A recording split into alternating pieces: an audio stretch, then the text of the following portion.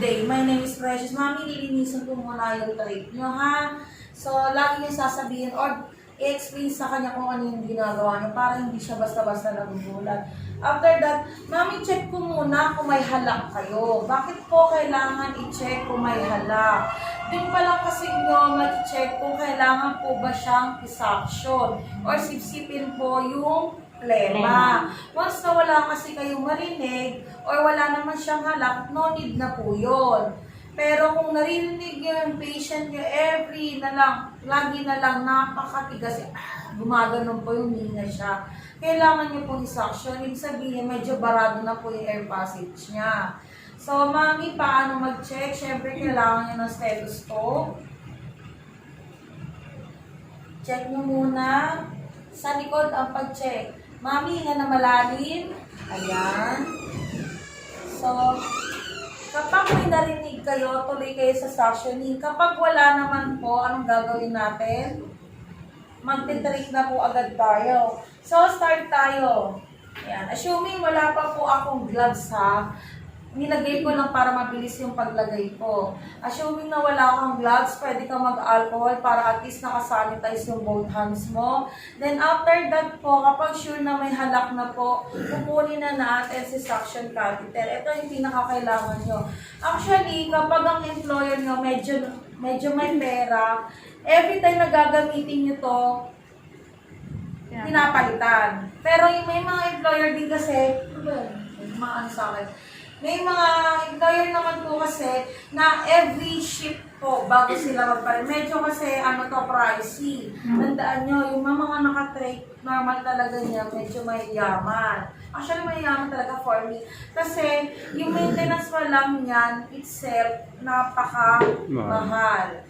So, ito po mga around 30 plus, mga ganyan po. So, kung kada 2 hours gumagamit ka. So, ganyan po yan. Ngayon, open nyo lang hanggang lumabas yung suction port. Itong green natin. Then next, insert natin sa suction machine. Ayan. Yes po. Pagka-insert po na natin, saka natin siya i-set aside. Mami, lagay ko muna sa leg. Bakit po? Saka lang kayo maglalagay ng gloves. Kanina wala akong gloves, maglalagay na ako ng gloves. So, automatically, ang gloving na gagamitin ko, 2 po. Ayan. 2 set. So, pag-2 set ko na siya. Ayan.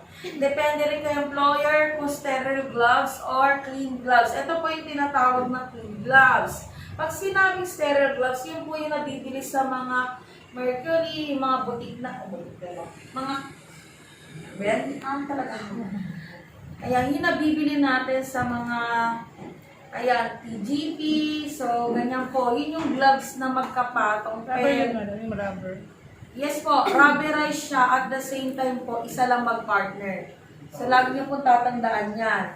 Ngayon, since naka-gloves na po tayo, automatic po, both hands ko po, sterile. Tandaan niya, sterile lang.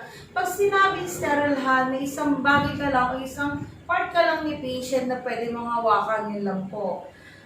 Kaso, sa time ko, since 2 lang po yung kamay, ang gagawin natin, isang dominant hand. Pag sinabing dominant hand, pwede mo siya ihawak kay TV, pwede mo siya kung anong gawin nyo, pang-kamot nyo, pang-ayos nyo na buhok, pwede po. Yung isa naman yung kamay, magiging sterile hand. Pag sinabing sterile hand, may isang area lang siya, o isang item lang siya na pwede hawakan. Kuha po ba? Ayan. Ang gagawin ng dominant hand ko, kukunin ko itong pinagdugtong kong suction catheter tapos suction machine. Pwede nyo ipit dito, pwede rin po dito, depende sa diskarte nyo. Masanay kasi ako dito. Hila, pagkahila, kuha. Ito lang ang hahawakan niya. Paki-coil o wrap nyo muna sa kamay nyo. Kunin nyo to. Mamaya, mamito lang. Then, after po niyan, bubuksan natin yung suction machine. Ngayon, i-check niyo po kung saan ang bukasan before you do this. Bakit po? May mga suction machine kasi na nasa gilid po yung bukasan. Ito nasa puwetan niya. Meron din po sa harap para at least na hindi ka kayo kung saan ang bukasan. Open nyo lang po. Then next, Suction. Okay, hindi nasa-suction na naman siya.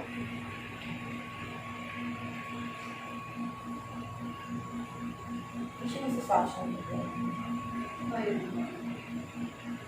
Nawawa lang sa tinagawa. Basta ang ginagawa nila dito intermittent. Ginaganyan niya lang.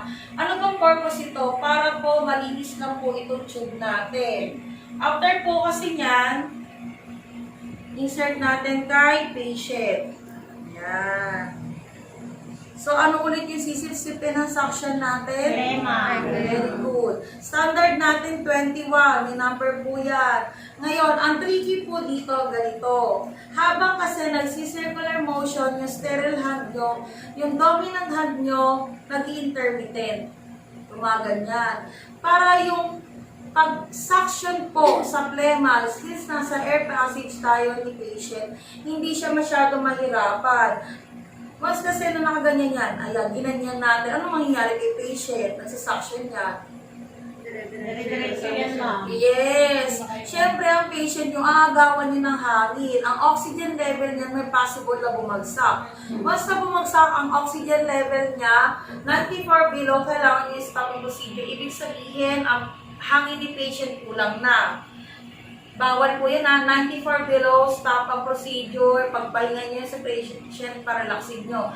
Paano nyo malalaman yan? Sa pamamagitan ng pulse oximeter, nilalagay sa delirium, kiniklip. Yung po yun, oxygen level, yes po. Pulse oximeter po ang tawag doon. So yung iba, habang nasa suction sila, doon sila nakatingin. So paano mag-suction? Gusto pa.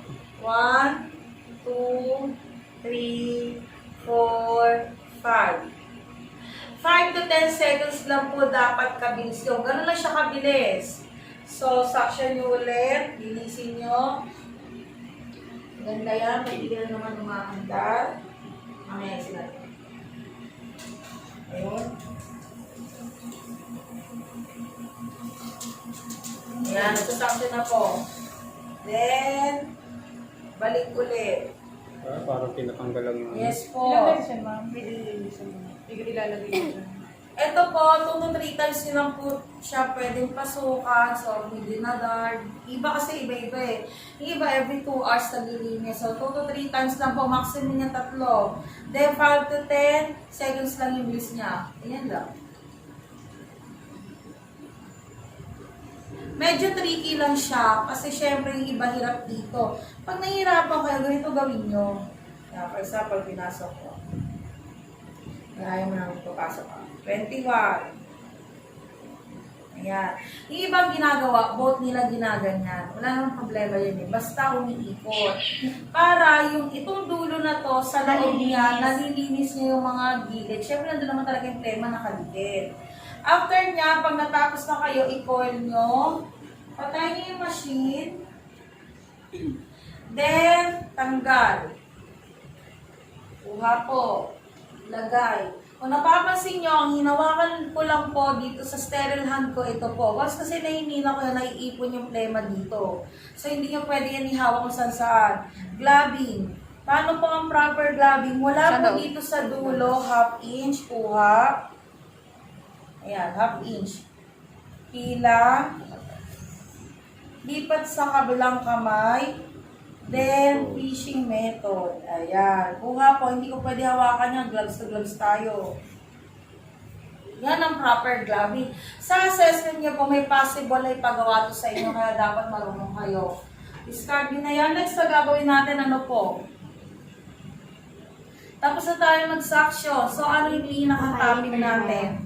Yes, tracheostomy. Ibig sabihin, mag-trachea, maglilinis tayo, no? Pinaka-trach ni patient. Ang unang-unang ginagawa dyan, lilinisin natin si inner cannula. Paano linisin si inner cannula? Peace sign, counterclockwise ang ikot, then hila. Ang tatanggal yan, madam. Yan. Lagay sa kidney basin, babara nyo ng hydrogen peroxide, kasama si saline solution o sodium chloride. Kung gaano kadami to, ganito rin kadami ang ilalagay nyo, nakababad siya. 50%, 50%. 3 kutsara, 3 kutsara. So, habang nakababad yan, within 2 minutes, 1 to 2 minutes, prepare nyo na yung gasa nyo. Yes po, gasa. Okay na. Yan. Nag-asad. Ano ito? Mamaya prepare na natin yung mga gasa para hindi ganito katagal. Kumanis. Yes po. Kaya yung iba, pag nasa duty kayo, before they start po talaga, naka-prepare na to lahat. Ayan. Wala pong magtitirha. Lahat po tayo peel down. Kababa. Open nyo lang. So, ito yung gauze natin. 4x4 po ito. Fold nyo lang po. Papunta sa inyo. After nyan, ikakat natin mula sa folded side. Yes, sir. Cut. Then, ito. Ayan. Anong method po ba ito? Ito po yung tinatawag na Y method. Ayan, ang Y natin. Y method. Actually, balik ko muna dito. Y. May iba pa tayong klaseng method. So, ulitin natin. Kasi mamaya pagagawin ko sa inyo yan, isa-isa. Ayan.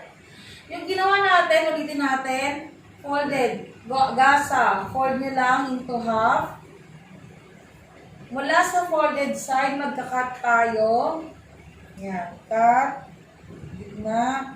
Then, lihes. Y. Ayan. Yan. Kaya tinawag siyang Y. Y method. Paano naman yung isang method natin? Yung isang method naman natin ang gagawin natin, fold nyo lang po into half ulit, papunta sa inyo. Ayan. So, ito yung folded side pa rin natin, ha. Then, pakaliwa. Ayan. Mula po dito, sa gitna niya, cut natin. Pataas. Ito naman po yung tinatawag na V method. So, we have Y method and V method. Choose one lang po kung ano yung gusto nyo i-prepare. Ayan. So, after nyo ma-prepare yan, kukunin nyo na si inner cannula, cotton applicator, linisin nyo po yung ilalim, tapon, discard nyo. Discard, then, ayan. Tanggalin niyo yung parang mga nakasabit pang tema. Baka man, dilaan niyo pa ha. Bawal yan. Yung iba napapansin ko, once na naglilinis sila, ganyan na ganyan sila. Guys, tandaan nyo, mabaho to. Ha, ingatan nyo po. Since may secretion nyo, huwag nyo ilapit ng ilapit sa mukha. Ganun sila maglinis, oh. Baka may COVID yan. Yes. After niya, kapag malinis na, eye level, check nyo kung meron na, kung wala na, banlaw. Babanlawan nyo using saline solution. Hindi nyo pwedeng ilagay yan kay patient na nakababad or galing sa hydrogen peroxide. Tandaan nyo, magkaka-rashes yan. Kuha po ba? After niya, pag nabanlawan nyo na top, 1, 2, 3, para wala na masyadong drops niya. Then after, balik. Clockwise. Ikot niyo po. Dapat yung dalawang period na yan. Ayan, dalawang pagdo. Asan yung press natin yung isa. Ayan. Yung dalawang dot na yan dapat magkatapat. Ibig sabihin nakalakpo yan. Yes. Sarante mo. Ayan. After nyan, tapos na tayo sa inner cannula. Second natin yung dressing niya. So, anong gagawin natin? Ihilahin lang natin yan pababa. Mami. Ilang. Ayan. Paano kapag nakadikit? Siyempre may mga secretion yung pang na yung laway or sipon. Paano kapag ganyan? Huwag yung bubuhusan ng saline solution ha. Kuha kayo ng cotton applicator, dump nyo doon, then saka nyo ba sa unti-unti hanggang matanggal nyo. Hindi nyo kasi ito pwede hilahin nyo basta-basta. Alam nyo bakit? Magsusugat yan. So after nyan, kapag nakuha nyo na, kuha kayo ng cotton applicator, linisan nyo, ayan, lagyan nyo ng saline solution, linisan nyo yung ilalim, ayan, yung ilalim yan. Then, tapon, cotton applicator again, wala naman ito, silver ko rin ito. Ayan. Then, tapon. After na, pag malinis na, nakita nyo, kunin nyo na yung ayan.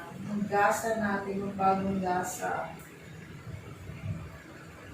Mami, okay ka lang ba? Clamp nyo lang po. Pasok natin dito. Ayan. Pwede natin yung i-insert dito. Then, wala dito. Clamp nyo lang po. Insert nyo.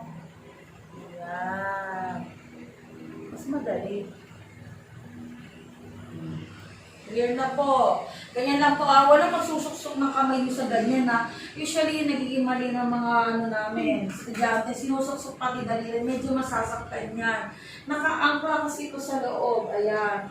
Once na nilagyan ng balon ito, ayan, ng hangin pala dito sa word balon, nakaganyan na siya. So, pag hinilang niya, medyo masasaktan yung patient nyo. Medyo may hilang niya na yung trait niya. So, iwasan niyo po, ginagalaw-galaw to, lalo na itong inner tunnel natin.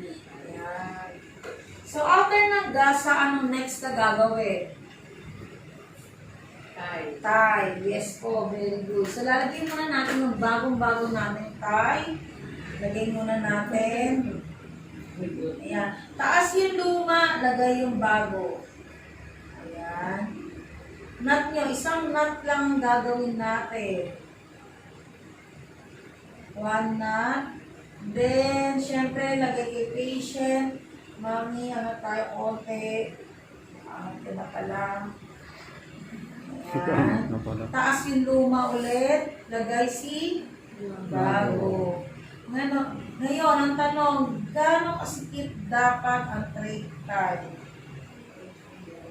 Ayan. At least, kaya nyo ipasok yung 2 fingers na hindi ganun kasikip, hindi ganun kaluwag. Kaya nyo ganyan eh. Kuha po ba? Then, after niya, saka nyo po tatanggalin yung isang tie. Ito pala guys, yung ginagawa ko, actually sa field, hindi nyo na ito gagawin. Puputulin nyo na ito diretso, itatapon na. Since medyo mahirap ang enjoy, pero ito yung gagamitin nyo ulit na kaya. Paikot-ikot lang. Hindi yan, hindi na lang siya. Ayan. Baka ang ganyan, nakabili ko. Okay lang kayo. Ayan. Patay na talaga. So, okay na. Maganda na ulit. Malino sa CPT. Ang iiwasan niyo yung pagka. Tingnan nyo. Ang dami namin trait lahat putol. Bakit po? Laging napuputol ng estudyante. Kasi pinuputol talaga nila, nagaganyan-ganyan sila. Imbis na forceps ang gamit yung Kamay. scissor niya. So, yun po yung pagkakaiba ng dalawa, ha? Minsan naman nagugupit sila, ang gamit nila yung forceps. Dahil talaga hindi na makakaano. Ngayon, anong position dapat ng patient nyo? Dapat ang position niya naka-semi-fowler. Ibig sabihin, medyo nakaslanting siya, 45 degree. So, yung po ang pinaka-position para mas madali siya makahinga. Mamaya, lecture na lang ni Sir Manny yung mga cause nito sa kung ang nangyayari kay patient. Kuha. Mamaya, magde-demo yung isa dito, yung isa doon, mag-NGT. Sa NGT, anong gagawin? Pag sinabi natin NGT, it is the nasogastric tube. Ibig sabihin, yung tube ko nasa nasogastric sigmura, then yung tube. Diretso po sa sigmura. So, sino po ba yung mga taong may ganito? Ito po yung mga hindi pwede po kumain. NPO. Pag sinabing NPO, ano po yun? Exam yun, gusto mo.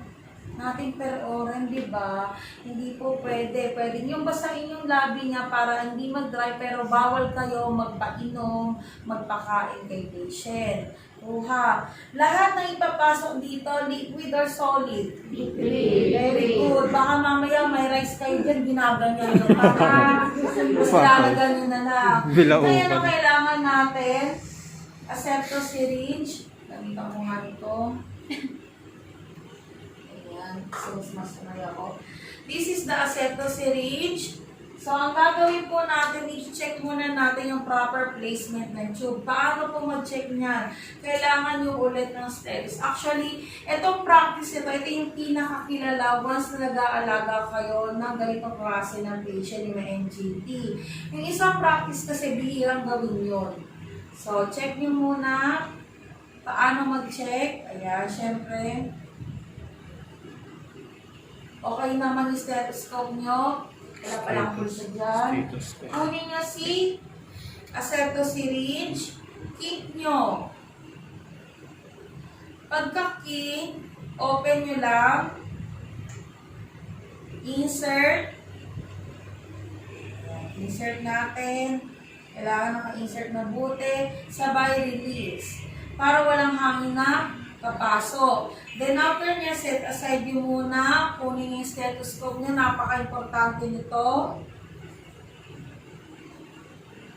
Saan ilalagay?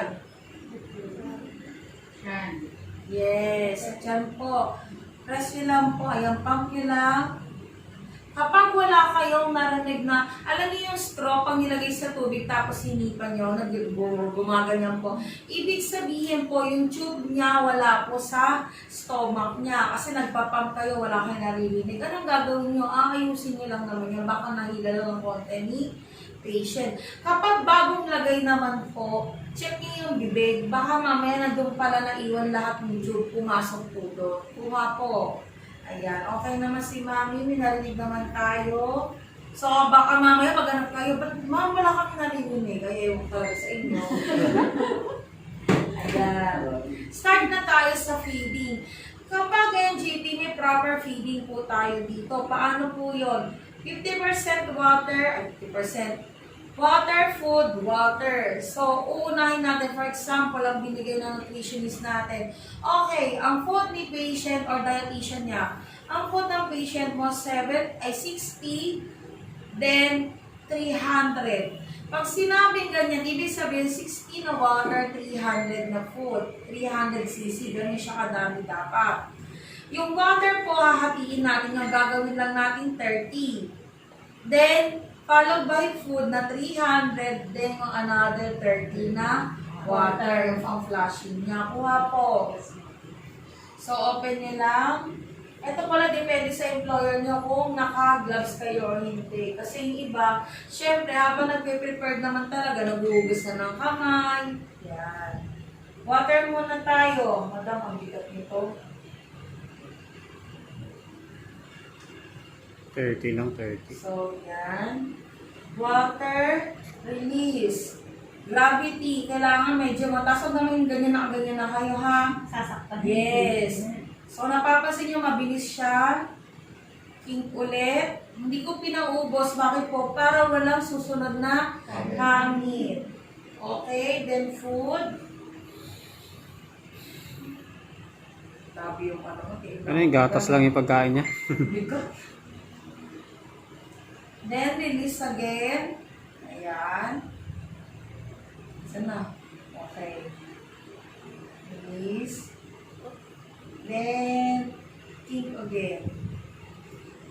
Water. Water, food, water. Hahatiin nyo lang si water, then uubusin nyo si food. Maliit. Ayan. Sino? Kapag last na po, king na lang natin. Okay, paubusin nyo na, king, then, lock. Tapos na. Ganun lang magpakain. Mabilis lang to. Kuha po ba? Ayan. Okay, ngayon.